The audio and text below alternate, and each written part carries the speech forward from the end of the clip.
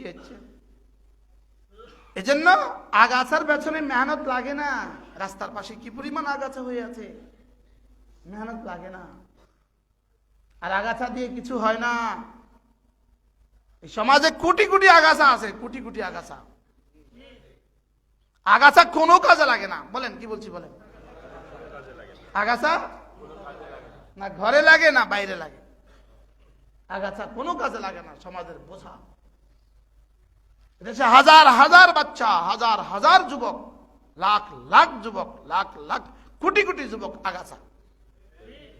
বলেন না বাস্তব না বাস্তব? কোটি কোটি যুবক আগাছা। বারহাল কি করব, কথা আরেক দিকে চলে যায়। কুওয়াতে হায়ওয়ানিয়া, পশুর সিফাত, পশুর সিফাত, পশু পশু পশু। পেট সুস্থ থাকলে, আর পেট সুস্থ হয় রোজা দিয়া, সুবহানাল্লাহ বলে। তাহলে রোজা হইলে পেট শান্তি, পেট শান্তি হইলে ওই দুটা মাগলুব, ওই দুটা পরাজিত। কুওয়াতে শাহওয়ানিয়া আর কুওয়াতে গাজবিয়া পরাজিত। কুওয়াতে শাহওয়ানিয়া, কুওয়াতে গাজবিয়া যদি পরাজিত হয়, বাস মানুষ গুনাহ থেকে বেঁচে যায়, মানুষ মুত্তাকি হয়ে যায়। তাহলে এবার বুঝে গেছে, কিছুটা বুঝা এসছে, লাআল্লাকুম তাত্তাকুন, যে রোজা তোমাকে মুত্তাকি বানিয়ে দিবে। সুবহানাল্লাহ। রোজা তোমাকে গুনাহ থেকে বাঁচাবে। রোজা তোমাকে গুনাহ থেকে কি বাঁচাবে। এজন্য ইয়া মাশারাশ শাবাব, আল্লাহ রাসূল বলেন, হে যুবক, হে যুবকরা, যদি তোমরা বিয়ে করতে সামর্থ্যবান হও তো বিয়ে করো, ওয়া ইল্লা, যদি বিয়ে করতে সামর্থ্য না হও তো রোজা রাখো। ওয়া ইন্নাহা বিজাহুন, এটা হলো তোমার কুওয়াতে শাহওয়ানিয়াকে কেটে দিবে, কম করে দিবে। এজন্য খুব বেশি গোশত খাওয়ার প্রবণতা, খুব বেশি গোশত খাওয়ার প্রবণতা, এটা মানুষের হারারতে গালাজাতকে গালেব করে, শরীরের উষ্ণতাকে গালেব করে। শরীরের উষ্ণতা গালেব হলে মানুষের গুনাহ গালেব হয়। গুনাহ কি হয় বলেন? গালেব। এজন্য প্রতিদিন গোশত খাওয়ার অভ্যাস না করা। যার একাধিক বিবি আছে বেশি গোশত খেতে পারবে, বেশি গোশত খেতে পারবে। বিদেশিরা বিদেশে যাওয়ার পরে কিছুদিন পরে বেশি বেশি স্ট্রোক করে। কেন? বিদেশে গিয়ে খায়, সবচেয়ে বেশি খায় গোশত। বাস্তব না বাস্তব? অন্যদিকে কুওয়াতে হারারতে গালিজা, এটা ট্রান্সফারের সুযোগ নেই, এটা হার্টে অ্যাটাক করে। এটা হার্টে কি করে? অ্যাটাক করে। এই জন্য মিয়ার বিবির সহি ইস্তেমাল মানুষকে হাজারো হাজারো ব্যাধি থেকে বাঁচায়। হাজারো রোগ ব্যাধি থেকে কি করে বলেন? এই জন্য যারা দেরিতে বিয়ে করে, এর অর্থ এরা তাড়াতাড়ি মরবে, এটা নিশ্চিত থাকেন। দেরিতে বিয়ে সমাজের জন্য একটা মহামারী, বুঝেন না? এই সমাজের জন্য দেরিতে বিয়ে একটা কি মহামারী। আপনাদের কাছে বিষয়গুলো অনর্থকই মনে হবে, অনর্থক মনে হয় না। ইসলাম যেটা দিচ্ছে এটা অনর্থক নয়। রাসূল বলছেন, তিনটা জিনিস তাড়াতাড়ি করো। এক নাম্বার, জামাত তৈরি হয়ে গেলে তাড়াতাড়ি নামাজ পড়িয়ে দাও। 2 নাম্বার, মারা গেলে তাড়াতাড়ি জানাজার ব্যবস্থা করে দাও। 3 নাম্বার, ছেলে মেয়ে বিয়ের উপযুক্ত হলে তাড়াতাড়ি বিয়ের ব্যবস্থা করে দাও। 35 বছর বয়স, 36 বছর, আমি তো 38 বছর দেখছি, 40 বছর দেখছি, 50 বছর দেখছি। 50 বছর বয়স, সে বিয়ে করছে না, লন্ডন গিয়ে বিয়ে করবে। হুজুর দোয়া করেন, দোয়া করেন, লন্ডন যাইতাম। একদিন আমাকে বলতেছে, হুজুর আমি কি লন্ডন যেতে পারবো? মানে তার বিশ্বাস কদ্দুর? হুজুরে জানে, হুজুর আমি কি লন্ডন যেতে পারবো? হুজুর আমি কি আমেরিকা যেতে পারবো? এই স্বপ্নে বিয়ে করে না, আর যেতে যেতে আইসা ধাবা দেয়। এই জন্য হারারাতে গালিজা থেকে, এই শরীরের এই উত্তাপ থেকে নিজেকে বাঁচানো। এটা বাঁচবে কি দিয়ে? বিয়ে দিয়ে বাঁচে। আর কি দিয়ে বাঁচে? রোজা দিয়ে বাঁচে। তাহলে বোঝা গেছে রোজা হাজারো রোগ ব্যাধির শিফা। সুবহানাল্লাহ। ওই যে আমাদের এই খালের ওই পাড়াই তো ডাক্তার সাহেব আছেন, একটাই চিকিৎসা ওনার, ফাস্টিং ফাস্টিং ফাস্টিং। বাস্তব না বাস্তব? মুসলিমকে দেয় রোজা, হিন্দুকে দেয় ফাস্টিং। রোজা এবং ফজরের আগে ঘুম থেকে উঠা মানব দেহের জন্য, মানব জাতির জন্য, মানব শরীরের জন্য রব্বে কারীমের দেওয়া শ্রেষ্ঠ ফর্মুলা। আপনার কিডনির হেফাজতের জন্য উঠবেন না এবং ফজরে উঠবেন না, হ্যাঁ আজকেই শুরু হবে আর ঘুমাতেই পারবেন না। বুঝলেন না এই কথা?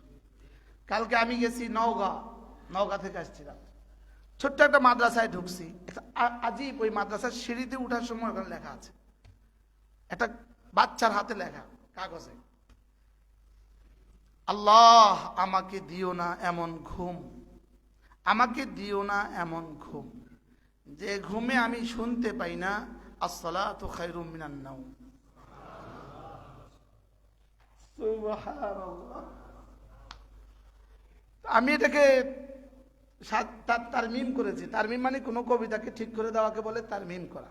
আমি বলেছি আল্লাহ আমাকে দিও এই পরিমাণ ঘুম যেন আমি শুনতে পাই আসসালাতু খায়রুম মিনান নাওম।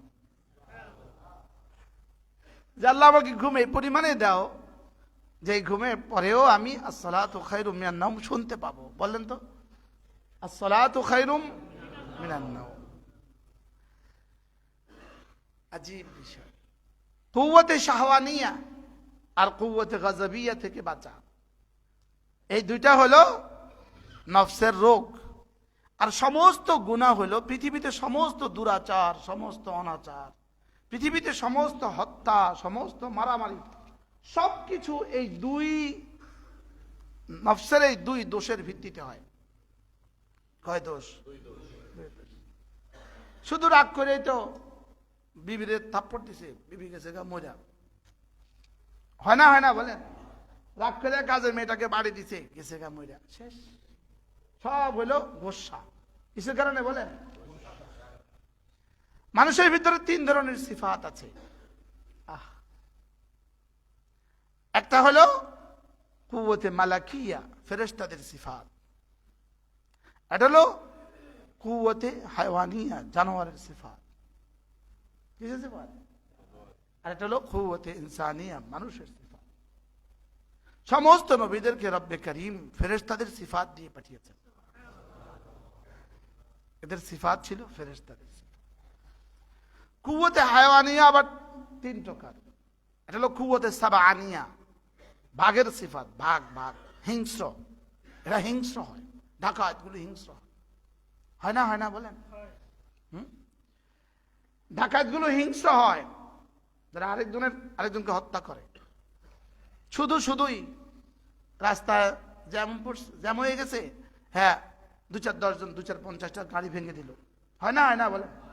আতঙ্ক সৃষ্টি করে 2-4 জনকে মাইরা টাকা লয়। এটা হলো কুওয়াতে সাবআনিয়া, সাবআনিয়া। এরা হলো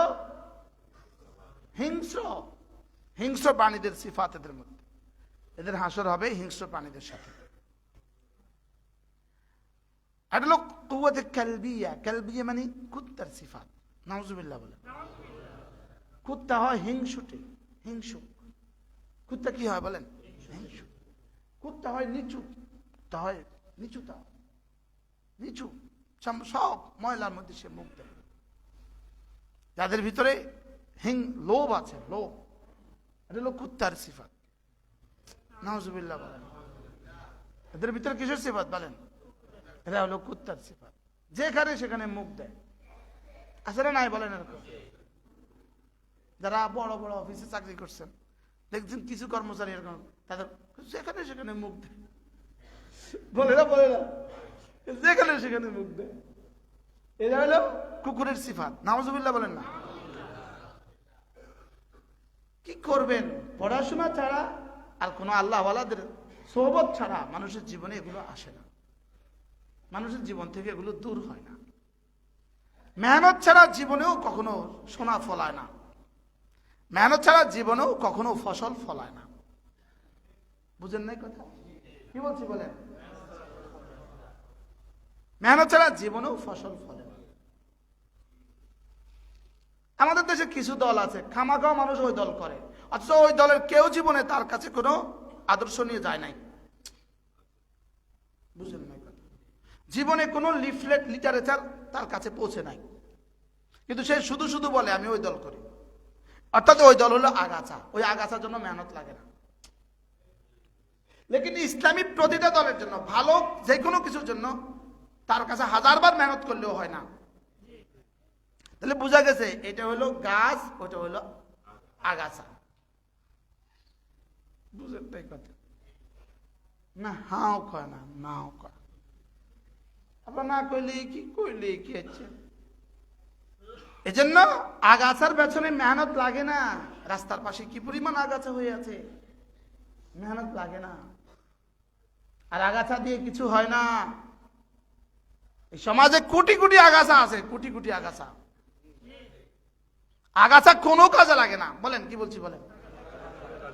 আগাছা না ঘরে লাগে না বাইরে লাগে, আগাছা কোনো কাজে লাগে না। সমাজের বোঝা। দেশে হাজার হাজার বাচ্চা, হাজার হাজার যুবক, লাখ লাখ যুবক, লাখ লাখ কোটি কোটি যুবক আগাছা। বলেন না বাস্তব না বাস্তব? কোটি কোটি যুবক আগাছা। বারহাল কি করব, কথা আরেক দিকে চলে যায়।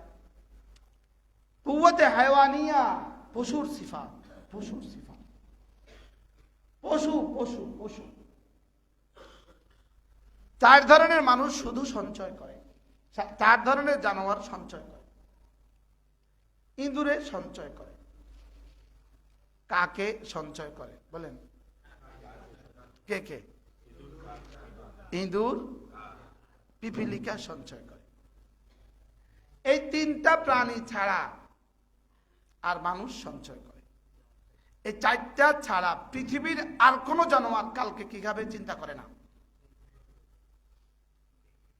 বুঝলেন? হ্যাঁ, হাসান বসরি রাহমাহুল্লাহ বলেন, কালকে জন্য আমার জন্য যদি বাতাসের বরাদ্দ থাকে তা আমার জন্য রিজিকের বরাদ্দ থাকবে। বাতাসের বরাদ্দ আছে, রিজিকের বরাদ্দ নাই, এমনটি হবে না। কি বলছি বলেন? বাতাসের বরাদ্দ আছে, রিজিকের বরাদ্দ নাই, এমনটি হবে না। অথচ শুধু এই চিন্তা, তার ঘুম নাই, এই চিন্তায় জীবনের বনি আদম তার জন্য বড় আশ্চর্য। হযরত আলী বলেন, বনি আদমের জন্য বড় আশ্চর্য, নিজের জীবনের সর্বস্ব বিলীন করে যে মাল কামাই করে আর শেষে নিজের জীবনের সব সম্পদ শেষ করে ওই শরীরের সুস্থতার চেষ্টা করে। বাস্তব না বাস্তব? অসুখ বানায়া মাল কামাই করে। বলেন বলেন বলেন বলেন। আর মাল খরচ করে অসুখ সারার চেষ্টা করে। বুঝেন নাই কথা? হ্যাঁ, মাল কামায়া কি করে? অসুখ কইরা মাল কামায়। বলেন, এবার মাল খরচ করে অসুখ সারায়। অসুখ তো আর সারে না, একটা সারে তো 17টা হয়। বাস্তব না বাস্তব? আলী মদিনাতুল ইলম বলেছেন, ওয়ালিউন বাবুহা বলেছেন। আলী বলেন, হ্যাঁ বনি আদম তোমার জন্য বড় আফসোস হয়। আজীব, সারা রাত জাগতেছে মালের জন্য, পরে এই মাল শেষ করে দিবে। সারা রাত জায়গা যে অসুখ হয়েছে ওই অসুস্থতা সারানোর জন্য। বলেন না বাস্তব না বাস্তব? সারা রাত জাগতেছে, সারা রাত, সারাদিন মেহনত করতেছে, পরিশ্রম করতেছে করতেছে। ভাই কি পরিমাণ পরিশ্রম! তো কুওয়াতে গাজাবিয়া, কুওয়াতে শাহওয়ানিয়া, সমস্ত মারামারি হত্যাযজ্ঞ সব কি গোসা থেকে হয়, রাগ থেকে হয়, রাগ থেকে। এই জন্য ওয়াল কাযিমিনাল গাইজ, গোসাকে সংবরণ করা, এটা হলো তাকওয়া। সুবহানাল্লাহ বলেন। যারা গোসাকে সংবরণ করে, হ্যাঁ গোসারও আবার বুদ্ধি আছে। দারোগার বিরুদ্ধে গোসা আসে না, রিক্সাওয়ালার বিরুদ্ধে গোসা আসে। মনে হয় বুঝেন না? হ্যাঁ, মোটরসাইকেল যখন কি সার্জেন্টে ধরছে তখন আর গোসা আসে না, তখন বীরের মতো হয়ে গেছে। আর রিক্সাওয়ালা যখন লাগাই দিয়েছে তখন গোসা কারে কয়, চিনিস তুই আমাকে বেটা? আমি অমুক বড় ভাই, অমুক নেতার শালার দুলা ভাই। আরে শালার শালা, কত পরিচয় বাইর করবে। র্যাবে যখন ধরে তখন বিড়াল মতো হয়ে যায়, তখন আর তার গোসা থাকে না। গোসার বুদ্ধি আছে। বলেন গোসার কি আছে? বাইরে পারে না তো ঘরে গিয়ে বিবির সাথে গোসা করে। এজন্য বিবির সাথে কেউ গোসা করবেন না। হাও করা নাও করা না, তো আর গোসাটা করবে কই? ঘরে গিয়া শুধু শুধুই গোসা করে, শুধু শুধুই গোসা না, বিবির সাথে গোসা না। বারহাল বলেন গুনাহ কয় কারণে হয়? কি কারণে? শাহওয়াতের কারণে আর গোসার কারণে। শাহওয়াতের কারণে, গোসার কারণে। আর রোজা মানুষের এই দুইটাকে নিয়ন্ত্রণ করে। সুবহানাল্লাহ। রোজা মানুষকে এই দুইটাকে নিয়ন্ত্রণ করে। এজন্য ওয়াল কাযিমিনাল গাইজ ওয়াল আফিনা আনিন নাস আল্লাহু ইউহিব্বুল মুহসিনিন। যারা গোসাকে হজম করে আর মানুষকে মাফ করে, আল্লাহ তাদেরকে ভালোবাসেন। সুবহানাল্লাহ।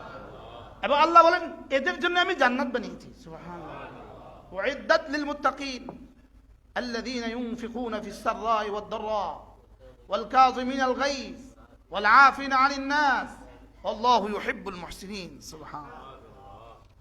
আজিব এই বিষয়টা। এখন আমার মনে যেটা আসছে, এটা আমি পড়ছি 1988 সালে। 88 আরবি সাহিত্যের একটা ছোট্ট কিতাব ছিল, ওটার মধ্যে বাচ্চা হারুনুর রশিদের কিচ্ছাটা লিখছে আর এই আয়াতটা লিখছে। বাচ্চা হারুনুর রশিদ একদিন তার বান্দিকে বলছে একটু গরম পানি দাও তো। তো বান্দি গরম পানি নিয়ে আসছে, আয়সা দম করে বাচ্চার ভয়ে বান্দি বাচ্চার সামনে গরম পানিটা পড়ে গেছে। তো বাচ্চা তো এটা নারাজ হয়েছে। বাচ্চা তো বাচ্চা, বাচ্চাও তো হারুনুর রশিদ, বাচ্চার বান্দিটা কেমন হবে? তো বান্দি দেখছে বাচ্চা রাগান্বিত হয়ে গেছে। তো বান্দি কয় ওয়াল কাযিমিনাল গাইজ, যারা গোসাকে হজম করে। বাচ্চা বলে কাযিমতুল গাইজা, হজম করলাম যা। এবার কয় ওয়াল আফিনা আনিন নাস, যারা মানুষকে মাফ করে দেয়, যাও মাফ। এবার কয় আল্লাহু ইউহিব্বুল মুহসিনিন, আল্লাহ সৎ কর্মশীলদেরকে ভালোবাসেন, যাও তোমাকে আজাদ করে দিলাম যাও। কি হয়? এজন্য মানুষকে মাফ করে দেওয়া। লবণ কম হয়েছে, বিবিকে রাগ করবেন না, না বলবেন না, হ্যাঁ বলবেন। লবণ একটু বেশি ভালো হয়ে পরিমিত হলে ভালো হইতো, ইয়েস বলবো, ইয়েস। যদি লাউলা তাশাহুদ লামা ক্বালা লা, যদি তাশাহুদ না হইতো রাসূল জীবনে লা বলতেন না। সুবহানাল্লাহ বলে। লা মানে কি? নাই, আমার কাছে নাই, এটা বলতেন না জীবনে কখনো। লা শব্দই বলতেন না যদি লা ইলাহা ইল্লাল্লাহর লা না থাকতো। এটা থেকেই ওই জাতিসংঘ কি বলে, সে ইউর চিলড্রেন ইয়েস। তোমার সন্তানকে, বাচ্চাকে তুমি কি বলো? ইয়েস বলো, ইয়েস বলো, হ্যাঁ বলো, পজিটিভ বলো। আব্বু চকলেট দাও, জি বাবা ইনশাআল্লাহ দিব, ইনশাআল্লাহ দিব। নাই, না দিব না, না দিব, পজিটিভের উপর রাখো। তাইলে রাসূল করিম সাল্লাল্লাহু তাআলা আলাইহি ওয়াসাল্লাম কুওয়াতে গজবান, কুওয়াতে শাহওয়ানিয়া থেকে বাঁচার জন্য আল্লাহ তাআলা রাসূলের মধ্যস্থতা আমাদেরকে রমজানের সিলেবাস দিয়েছেন। সুবহানাল্লাহ। এই জন্য রোজা আমার শরীরের জন্য পবিত্রতা, আমার দেহের জন্য, আমার মনের জন্য। সুবহানাল্লাহ। রোজা আমার কি? দেহ মন। রমজান, রমজান মূলত রমজান মূলত কোরআনের কারণে। বলে রমজান মূলত কোন কারণে? কোরআনের কারণে রমাদান। এই জন্য রমজানের দাম বেশি না কোরআনের দাম বেশি? কোরআনের দাম। এই জন্য কোরআনে কারীমের সাথেই রমজানটাকে লাগানো উচিত। কি বলছি? প্রত্যেকে নিয়ত করেন, যাদের সৌভাগ্য বিশুদ্ধ তেলাওয়াত পারেন, আপনি কমপক্ষে 3 খতম কোরআনে কারীম পড়ুন। ঘরে বিবিদেরকে বলেন, শাইখুল হাদিস জাকারিয়া রাহমাতুল্লাহ আলাইহি ফাজাইলে কোরআনের মধ্যে লিখেছেন, হুজুর বলেন, তিনি বলেন যে এই অধমের পরিবারে শত শত কোরআনে কারীমের খতম হয় রমজান মাসে। ইমামে আজম আবু হানিফা রমজান মাসে 61 খতম দিতেন। কত খতম দিতেন? দিনে 1 খতম, রাতে 1 খতম, তারাবিতে 1 খতম। সুবহানাল্লাহ। কত খতম দিতেন? সব কাজ, বিশেষ করে উলামায়ে কেরাম। হ্যাঁ, সৌভাগ্য আমাদের, আমাদের সৌভাগ্য, আমাদের সৌভাগ্য, আমাদের সৌভাগ্য। আল্লাহর কসম, যে কোরআন কারীমের বিশুদ্ধ তেলাওয়াত পারে আর পড়ে আর কোরআন মতো চলে, সে পৃথিবীতে সবচেয়ে সৌভাগ্যবান মানুষ। আল্লাহর কসম, আল্লাহর কসম, সে সবচেয়ে সৌভাগ্যবান মানুষ। আপনার সন্তানকে কোরআন শিখান, ছেলেকে কোরআন শিখান, মেয়েকে কোরআন শিখান। শুধু হুজুর একজন আসবে আর সপ্তাহে আধা ঘন্টা করে পড়ায় চলে যাবে, কিয়ামত পর্যন্ত এটা তারা কোরআন